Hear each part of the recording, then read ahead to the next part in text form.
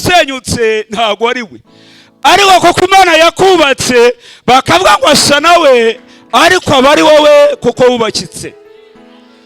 Iyo Imana yukubatse ubuzima bwawe burahinduka pe. Abari bakuzi uri hanze bageraho bagasanga ni wowe uyoboye iteraniro, batangira gushidikanya batari ko suriya ni kanaka tuzi, ariko turabona umutwe wenda gusa n'uwe, turabona wenda kureshya. Uyu mugabo rero Imana yaramwubatse, abari bamuzi batangira kumugirira impaka, baramubwira ngo ni we cyangwa asa nawe. Ndakwifuriza ko Imana yakubaka hakagira ibintu bigaragara bihinduka, imivugire yawe igahinduka, icyicaro cyawe kigahinduka, imikoro yawe igahinduka, bagatangira kuvuga ngo ntabwo ari we, uyu ntabwo ari mutijima wa kera, ahubwo uyu ni umushya wubatswe n'Imana. Amen, haleluya. Ndakwifuriza mu gukizwa kwawe no kwegera Imana yawe ko hashobora kuba ibintu bashobora gutangarira kuri wowe, kuko Imana yubaka abantu mu mitekerereze, Imana yubaka abantu mu butunzi, Imana yubaka abantu ku mubiri ikabakiza mu bice byose. Ntabwo mfite umwanya najya muri buri gice cyose, amen. Ariko Imana ishimwe ko uyu mugabo yamukijije mu gice cyo kureba,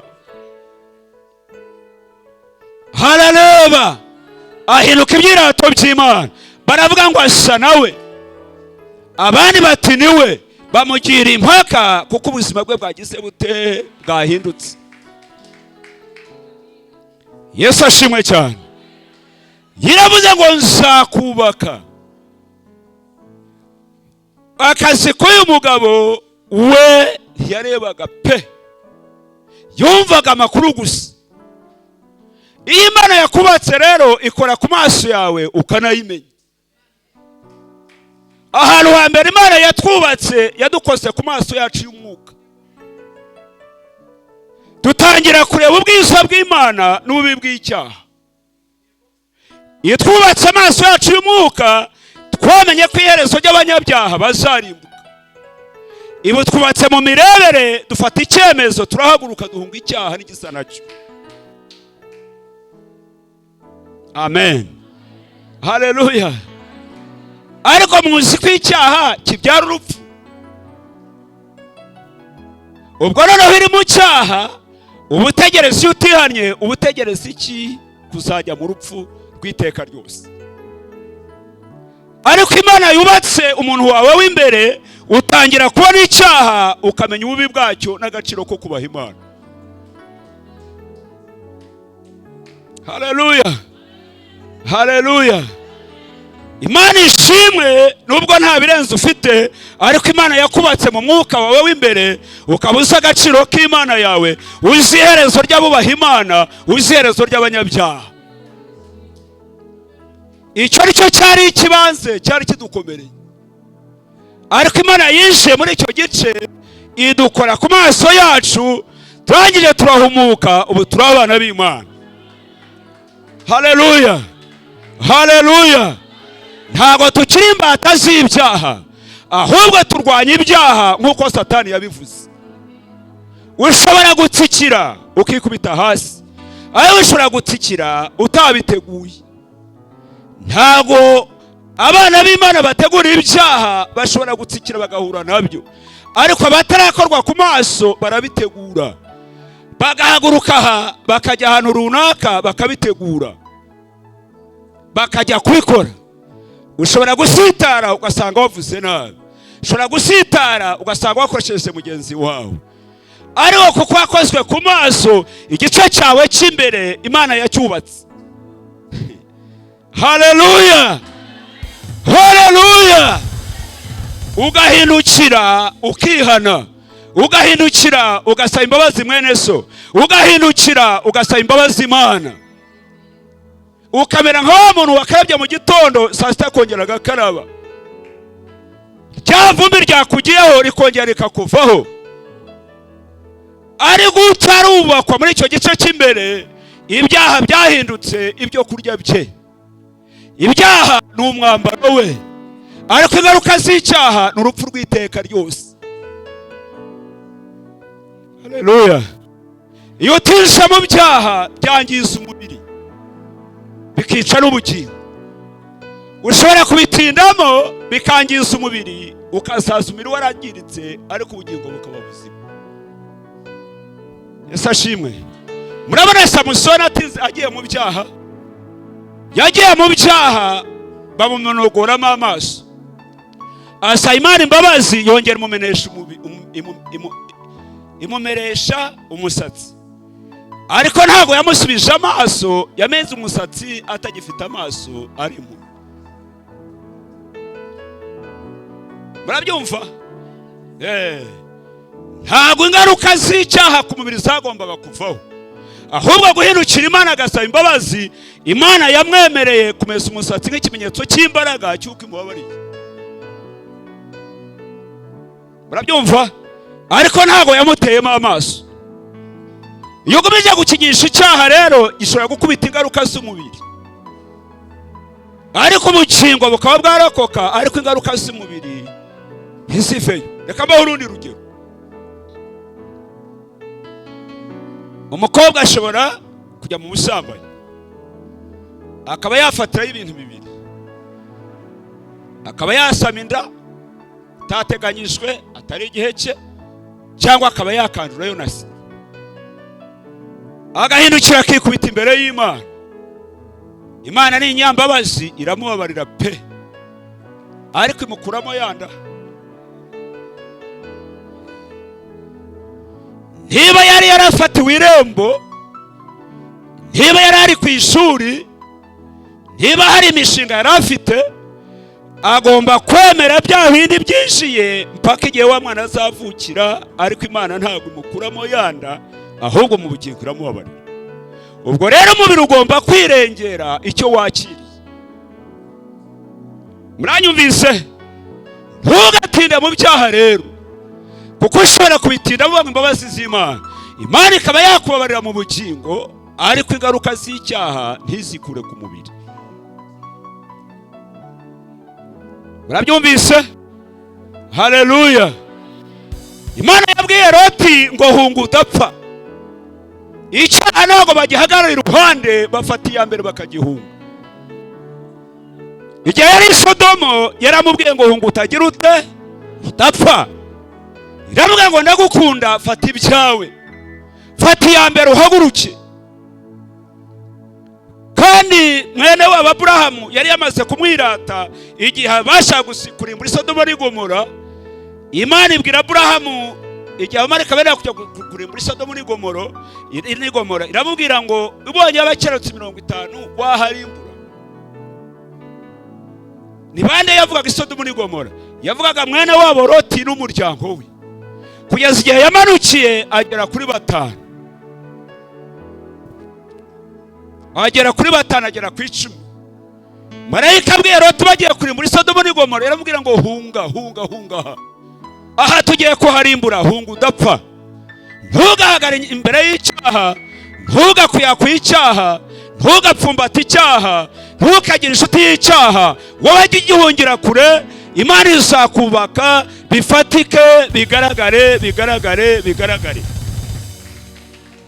Twebwe twakijwe turi abasore, turi amatorero ririmo abadamu n'inkumi, ariko ikintu twirindaga cyane, twirindaga ikintu bita icyaha. Dore ngabo ababyeyi baraye twabanye imyaka irenze 20, ariko ntabwo twafatikaga, ntari icyo twari dufite, ariko duhurinze icyaha. Imana yaratwubatse, Imana yadukomeza, none uyu munsi natwe turimo turakomeza abantu. Nta mapantaro y'ibyuma twari twambaye cyangwa ibindi, ahubwo Imana yatwatse ku mukwano, turahaguruka aho icyaha tukireba tukagihunga. Icyaha baragihunga, ntago batereterana nacyo. Imana ibwira Loti ngo haguruka udapfa. Kera nakishijweho gutyo, maze gukira impanuka, nabaga i Kigali, ngizwaho gato yanjye mu badivi. Weekend yarageraga nkajyana n'abandi basore muri boîte kubyina. iyo twajyaga navuga ngo nyanakishijwe ntago nanywa inzoga, nkicara aha bakicara aha bagahaguruka bakabyina, uyu akajyamo byeri akambwira ngo hereza uriya nkanywa fanta. Ariko namaze amezi 2 twatubaraga nari mfite tumvamo. Noneho ntangira nanjye kujya ngira gute kujya nywaho. Byatewe n'iki? Ntago nahunze aho icyaha cyari kiri, ahubwo nagize inshuti babandi banjye nanga gutandukana nabo. Ntago tubigisha gutandukana imiryango yanyu, ariko gira imbaraga, gira ubwenge. Nubona hari imbaraga zishaka gukura mu cyaha, hahunge. Ahantu hambere Imana ikubaka ukahabona imbaraga nicyo gice cy'imbere. Noneho ukaba ufite urutirigongo rwo mu mwuka rwo guhakanira umuntu, ukaba ufite imbaraga zikomeye zo guhakanira umuntu, ukavuga uti nge nizeye umwami ufite ubugingo bwanjye. Haleluya, haleluya. Kuvuga uti hari iki ijambo ry'Imana rizira. Nta nubwo ari umushumba wanjye, ntabwo ari itorero ryacu rya restoration, ahubwo ijambo ry'Imana ryonyine rizira iki. Ubwo ijambo ry'Imana rizira iki, nanjye ndakizira. Ariko iyo abantu bajya kubyica baravuga ngo umushumba wacu yanga ibyo, nabyo niho gatoya. Cyangwa itorero ryacu ryanga ibi. Oya, iyo ushaka kumwimerere w'ikintu uvuga ijambo ry'Imana, ukongeraho wenda n'itorero, ukongeraho n'umushumba wawe cyangwa na korari yawe. Ariko ikibanze ni ukumenya iki ijambo ry'Imana rizira. Iyo ugiye uzamuka gutyo, Imana irakubaka, ikakubaka mu mitekerereze yawe, ikakubaka icyaha pepe ukagitsinda, kandi ntutandukanye n'inshuti zawe. Nge nakijwe afite inshuti nyinshi z'abasore, ntago byari byoroshye kuba ngiye kujya mu babyeyi, mu bakobwa, mu bantu bo mu rusengero batazi ibintu byinshi byo hanze, byari bingoye. Ndavuga ngo nzakuraho inshuti zanjye ndazita. Ariko maze gukizwa, nafashe iminsi 30 ndasenga, mpabwa imbaraga, nsubira kuri ba basore. Ndabwe ntisha murapfuye, ni kwa data zirakamwa, hari umunezero mwinshi w'umwuka wera. Noneho nagiye mfite imbaraga, ntangira kubabwira icyaha n'ububi bwacyo. Barankunze kuruta kunyanga kuko nakishijwe. Ngiye gukora ubukwe, nibo bashakiye imodoka, nagiye Kiganda barundanye, barambwira ngo turashaka kwishyura sale yawe yose. Nta n'umwe wari uri mukishijwe. Abandi b'inshuti zanjye banyagatira mbababwiye mwabamenye. Bampa imodoka zabo, banshakira amafaranga, kandi ndi umushumba. Byatewe n'iki? Imana yanyubatse imbere, mbona imbaraga, isubireyo kujya kubareba, mbabwira icyo nahunze, mbabwira aho ibyaha byadutsindiraga, nuko bafata icyemezo bakabivamo. Ntago babaye abanzi banjye. Iyo dukijijwe ntago tuba abanzi b'inshuti zacu zo hanze, ahubwo turabanza tugahabwa imbaraga zo gutsinda umwuka barimo no kumenya icyo twakiriye, noneho tukabafasha bakadukunda. Bamwe bampaye iminsi, ariko ko iminsi yageraga, ahubwo nuko Imana yanzamuraga no mu nshingano. N'uyu munsi baracyari inshuti zanjye. Yesu ashimwe cyane. N'uyu munsi ndifuza ko Imana yabanza ikakubaka imbere, igahumanura amaso yawe, ukareba. Iramuhumanura, imukora ku maso y'imbere, birangije bihinduka imirimo y'Imana. Yesu ashimwe cyane. Kasoreze kuri iki cyanditswe cyo muri Mariko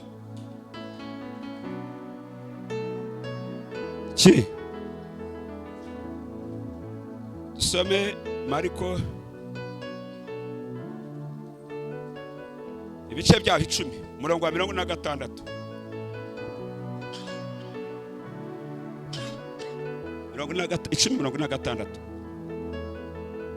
Nuko bagera i Yeriko, akivana i Yeriko n'abigishwa be n'abantu benshi, asanga umwana wa Timayo witwaga Barutimayo, umusezi w'impumyi, yicaye iruhande rw'inzira.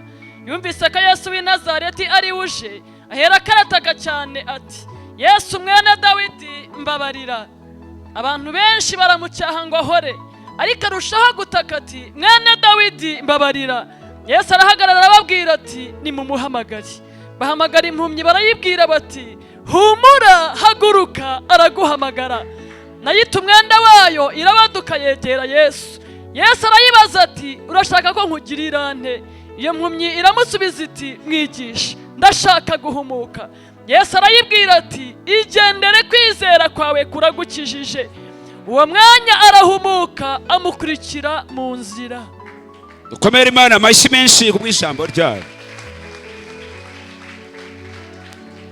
Kamvuga amagambo make ku makuru y'uyu muryango.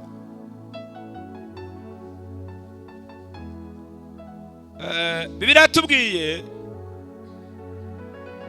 ngo uyu ni umuhungu witwa Barutolomayo mwene nde? Mwene Timayo. Uyu muryango wo kwa Timayo wagize ibibazo, umwanzi arawusenya pe. Arawusenya, ariko arawusenya Satani arawusenya. Bibiliya ivuga ko Timayo se w'uyu muhungu yari impumyi nawe. Impumyi izwi, impumyi leta izi, babizi ko aricyo kibazo cye. Agiye kugira ikibazo azi ko nibura azabyara akabyara incungu. Shaka nk'abandi, noneho akagira ngo agiye kubyara incungu, nibura uzamufatira inshyimbo cyangwa izamukura muri ubwo buzima. Agiye kugira ibyago abyara impumyi yitwa Barutolomayo. Murumva uko gusenyuka.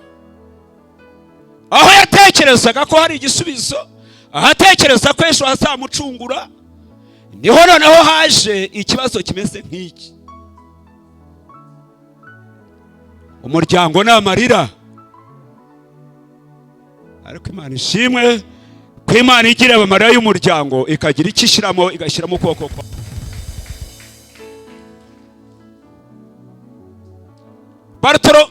Timayo yagiye gusaza,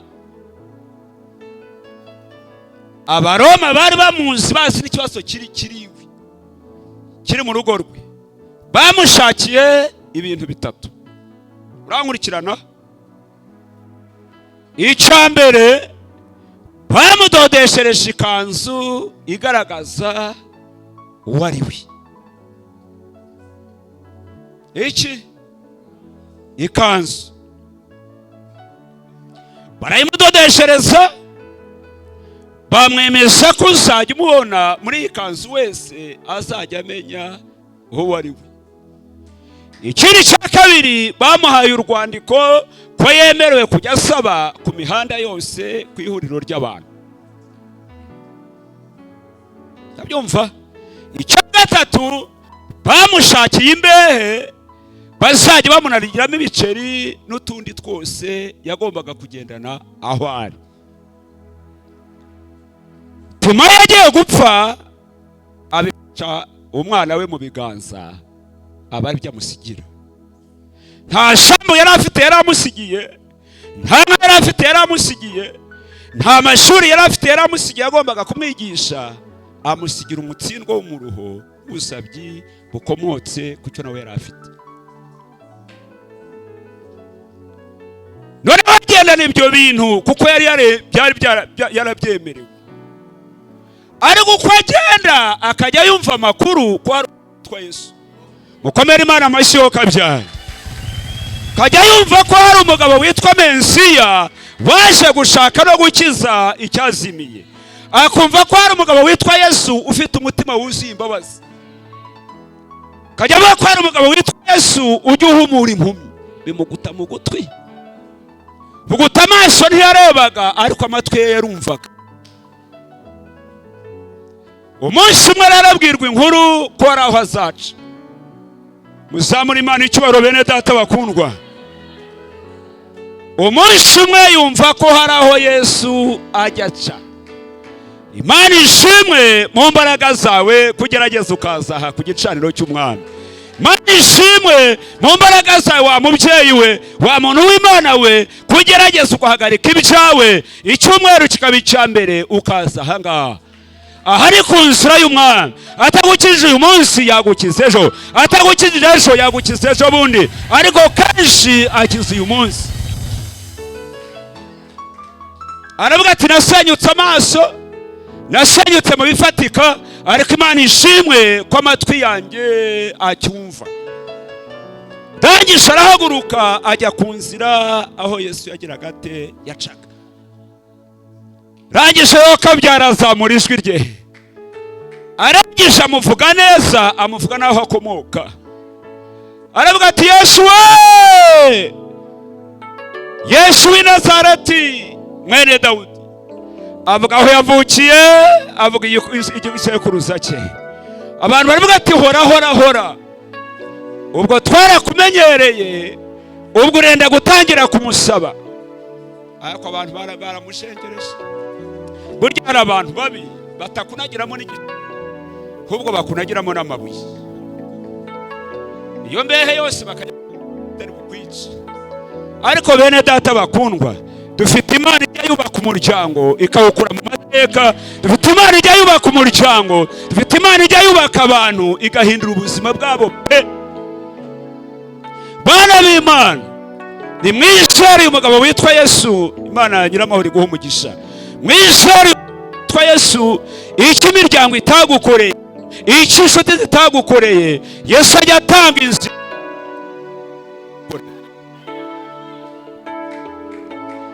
Abaroma baramukundaga, bamuhaye imbehe n'ikanzu n'urwandiko bamwanga, ariko ntabwo bari bafite imbaraga zo kumuhumura amaso.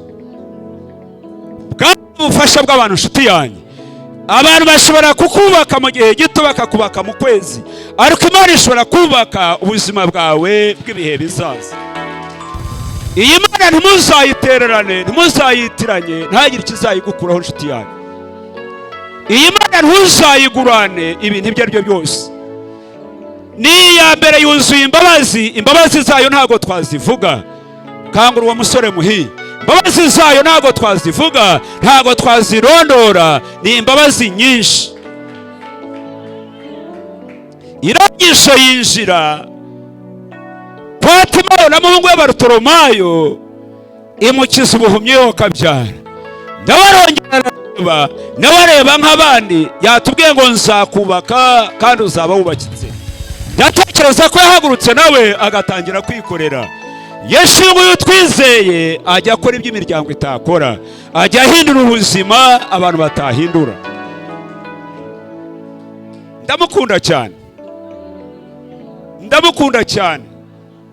Nge nararwaye mfite imiryango ishoboye, banjyana CHK, bapima ijwi ryanjye ryagiye, bapima amaraso yanjye, bapima amazi aba mu rutirigongo, bankoreye ibizami byose. Nari mfite abantu banyegereye bankurikirana, abadokiteri bose ba CHK babura indwara.